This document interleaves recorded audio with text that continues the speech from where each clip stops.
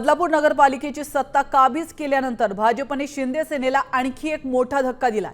शिंदे सेनेचे उपशहर प्रमुख प्रवीण राऊत यांच्यासह शेकडो शिवसैनिकांनी भाजपमध्ये प्रवेश केलेला आहे। प्रवीण राऊत यांची पत्नी शीतल राऊत आणि वहिनी विजया राऊत या शिवसेनेच्या नगरसेविका आहेत, तर शिवसेनेच्याच नगरसेविका दीपाली लामतुरे यांचे पती गणेश लामतुरे यांनीही शिवसेना सोडून भाजपचं कमळ हाती घेतलंय।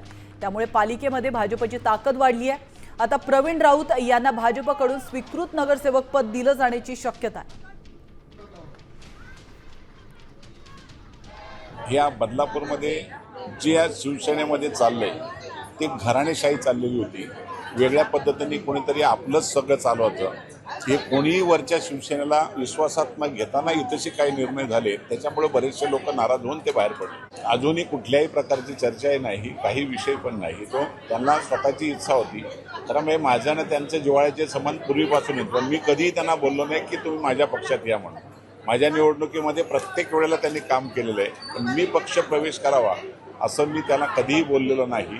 आम्ही आज 25 वर्ष सातत्याने शिवसेनेमध्ये प्रामाणिकपणे काम करत आहे, पण हालाकी हा संपूर्ण बदलापूर शहर सुद्धा बघतो आणि सर्वांना माहीत सुद्धा आहे का आम्हाला कुठलीही तिथं चांगली वागणूक दिल्या जात नाही, आम्हाला दुय्यम वागणूक दिली असेल।